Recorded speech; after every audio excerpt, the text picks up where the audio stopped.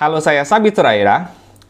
The Things You Can See Only When You Slow Down karya Haemin Sunim. Ini penulisnya orang Korea ya, dan bukunya ada subjudul How to Become in a Busy World. Dan dari judul bukunya kalian udah jelas tahu lah ya, ini buku untuk self-healing. Intinya sih kalau kalian lagi down, lagi banyak masalah, lagi nggak baik-baik saja lah intinya ya. Ini menurut saya pribadi buku yang recommended banget. Buku ini juga udah terjual lebih dari 3 million kopi ya. Mungkin sekarang udah lebih dari itu sih ya sebenarnya. Jadi intinya memang banyak diminati oleh masyarakat di seluruh dunia. Dan saya pribadi sebagai orang dewasa sih, yang kadang-kadang memang tidak baik-baik saja. Kadang-kadang memang butuh buku-buku seperti ini. Karena memang isinya cukup bisa menenangkan hati dan pikiran kita secara pribadi.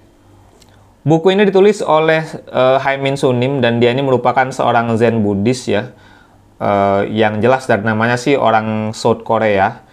Tapi kalian jangan mikir kalau buku ini akan mengajak kalian masuk ke dalam keyakinan tertentu. Jadi enggak. Jadi walaupun dia Zen Buddhis, buku ini sebenarnya isinya lebih kepada ya kedamaian hati, tentang mengikhlaskan sesuatu, tentang ketenangan diri dan segala macam. Jadi memang kan kadang-kadang ajaran di Buddha itu lebih mengedepankan tentang kedamaian ya, misalnya kan tentang ya intinya kedamaian, tentang gimana caranya self-healing dan segala macam, dan saya pun biasanya tertarik untuk baca-baca hal-hal seperti itu.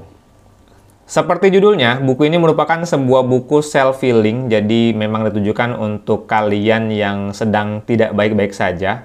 Dan kalau kalian lihat isinya, ini kebanyakan kita kayak baca quote-quote motivasi gitu kan. Cuman bedanya adalah kalau kalian baca quote motivasi, biasanya kalian akan dimotivasi untuk berambisi mengejar dunia sekuat-kuatnya. Sementara kalau di buku seperti ini, kita malahan diajarkan untuk mengikhlaskan dan berdamai dengan dunia itu sendiri, agar kita tidak terluka lebih jauh lagi.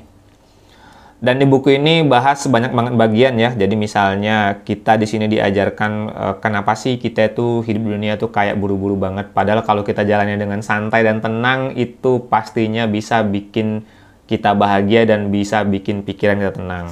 Kemudian ada banyak hal ya, tentang cinta, tentang keluarga, tentang mengendalikan emosi kita, tentang apa yang kita lakukan kalau kita sedang down, kemudian saat kita nggak mencapai tujuan karir yang kita inginkan dan segala macam. Jadi ya dia akan bahas tentang hal-hal tersebut.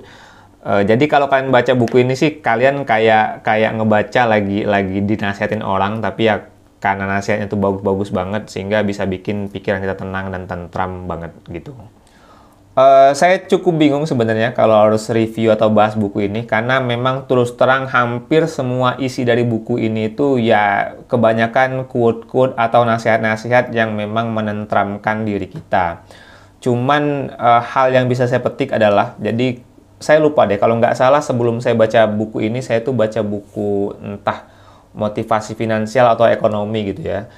Yang mana kalau di buku-buku motivasi ekonomi atau finansial, itu kita diajarin untuk memaksimalkan potensi diri kita semaksimal-maksimalnya. Kalau bisa kita jadi orang yang paling kaya di dunia ini, kalau bisa dunia ini jadi punya kita, misalnya kan. Kalau bisa nama kita itu masih akan dikenang 1000 tahun kemudian di orang-orang yang di masa akan datang, misalnya kan. Dan kalau bisa kita akan memiliki peninggalan atau nama kita tuh dikenang lah ya, jasa kita dikenang oleh seluruh dunia setelah kita meninggal nanti. Nah, sementara kalau kita baca buku ini, buku The Things You Can See Only When Slow Down ini, kita sebenarnya lebih diajarkan kepada pada akhirnya kan tujuan hidup kita itu adalah kebahagiaan. Kita harus menciptakan kebahagiaan untuk diri kita sendiri, dan kita harus bisa menciptakan kedamaian dan kebahagiaan untuk semua lingkungan yang ada di sekitar kita. Nah, untuk itu di buku ini nasihatin bahwa kita tuh nggak perlu loh punya ambisi yang tinggi-tinggi banget. Kita tuh ya ketika kita lagi nggak bisa mencapai sesuatu yang kita ambisikan kita itu nggak apa-apa loh ngalah. Kita tuh harus ikhlas. Kita harus bisa ikhlas, harus tahu kapan saatnya untuk mengalah dan segala macam. Jadi di buku ini kita memang diajarkan untuk berdamai dengan dunia itu sendiri dan memilih jalan-jalan lain yang memang bisa memberikan kebahagiaan kepada diri kita pribadi. Saya pribadi saat baca buku ini menemukan banyak banget nasihat atau quote-quote menarik yang memang menenteramkan hati banget. Jadi buku ini sebenarnya menurut saya sih bukan buku yang tipenya satu kali baca sampai selesai terus udah kita simpen. Jadi bagi saya pribadi buku ini bisa saya ambil kapanpun ketika emang misalnya lagi down, lagi banyak pikiran, lagi nggak baik-baik saja lah intinya ya. Jadi kalau lagi nggak oke kondisi mental saya ya kita pegang buku ini terus kita baca beberapa bagian dan bagi saya pribadi cukup dapat memberikan ketenangan lah ya kepada hati dan pikiran. Ya sama lah kalau kita kadang-kadang lagi stres kan kita kadang-kadang scroll di medsos terus cari kata-kata motivasi. Ya kurang lebih sama seperti itu, tapi bedanya kita nyarinya di buku ini. Dan bagi saya pribadi, nasihat-nasihat yang disampaikan itu bukan nasihat-nasihat yang pasaran atau yang sering kita temui di internet bertebaran. Jadi memang nasihat-nasihatnya agak-agak jarang ditemuin ya. Dan bagi saya pribadi, nasihat-nasihat tersebut menarik dan cukup enak diserap ketika memang sedang dibutuhkan. Di Goodreads.com buku ini dapat rating 4,03 dan udah di rating sebanyak 41 ribuan rating. Dan kalau saya yang diminta untuk kasih rating buku ini, saya akan kasih rating 4,5 dari 5. Overall saya suka banget dengan buku ini, tapi memang ada beberapa nilai minus yang saya nggak suka, yang biarlah saya simpan sendiri apa yang tidak saya suka ya. Tapi untuk kalian yang memang lagi nggak baik-baik saja, saya pribadi rekomendasiin banget kalian untuk baca buku ini sebagai sarana self-healing kalian. Dari tadi saya berkali-kali bilang kalau buku ini sangat saya rekomendasikan untuk kalian yang sedang tidak baik-baik saja. Namun sebenarnya buku ini tugasnya sih hanya sebagai sarana saja, sarana untuk meningkatkan motivasi kalian dan juga menenteramkan hati dan pikiran kalian.